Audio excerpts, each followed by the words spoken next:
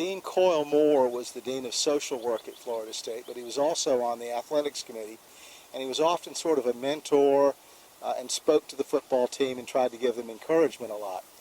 And in 1962, the Seminoles were off to play the University of Georgia at Sanford Stadium. And we had only been playing football for 15 years. We were an underdog. No one thought we had much chance to go to a big SEC school, University of Georgia, and have any chance to win. But Dean Moore met with the team on the Thursday before they left, and he said, "Gentlemen, I think you can win this game. I know you can. I want you to go up to Georgia, and when you win, I want you to bring me back a little grass, a little paper cup from between the hedges at Georgia as a little celebration of our win." Well, the players went to Georgia, and surprisingly, although they were the underdogs, they were not favored.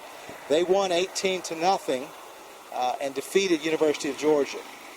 Two of the players, Gene McDowell and Red Dawson, remembered that. They put a little grass in a plastic Coca-Cola cup. It's probably paper back then. They brought it back to Dean Moore. They presented it to him. Well, Dean Moore didn't know what. He said, "Thank you, gentlemen. I knew you'd do well," after the 18-0 victory. But he put it on his mantle, and after about 2 weeks, his wife said, "Coyle, you've got to move that paper cup." So what is he going to do with it? He talked to head coach Bill Peterson. They decided they'd bury that sod and plant a little memorial to remember a game where the Seminoles went on the road against the odds, against the crowd, and they won. And so with that, Dean Moore said, "Well, let's call it a sod game." And actually then there were 2 more that year.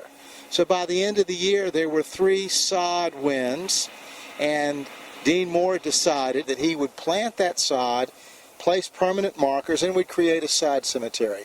Well, that happened in 1962, and the tradition has continued at Florida State, and now 98 wins on the road against the crowd, or any games at the University of Florida in Gainesville, or any championship or bowl games, they're sod games. We've had 98 victories later. We've got a tradition that was voted one of the top 100 traditions in college football. They wash them off and they spray them with WD-40 so that they shine. Yeah, when the other team comes here, we think it's only fitting to honor the departed and to be, good to our guests. So, for instance, if the University of Florida plays here now, I think there are 10 sod markers, and we garnish them with orange and blue flowers and a ribbon. And so there'll be 10 orange and blue recognitions of the University of Florida here for what was a really good day for us, and a day that they probably would like to forget.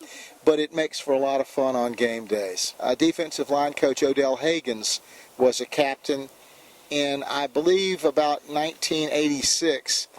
And Coach Hagens took about a 1-foot square of the Superdome out of the middle, and the Superdome folks were not overly thrilled with this, and they sent us a bill for about $600, which we gladly paid. Our friends at our sister preeminent institution in Gainesville, some of those folks have not been particularly happy about it. We had 2 captains one year, and I went down to try to check with the captains after the game, and they said, and these are big defensive ends, and they said, "Doug, they wouldn't let us get the grass." And I'm talking to 2 fellows, like 6'5", 260, and I said, "Fellas, all we got to do is get a grass. Turn around, we're going to walk back out there, you're going to grab some grass and come back." And they said, "You think it's okay?" And I said, "Let's go do it, fellas." So there have been a couple of times when, some people don't like it, but in the end, it's really not that hard to find a little grass if you're discreet. Since their fans are already a little bit destroyed, there's no need to mess up the stadium.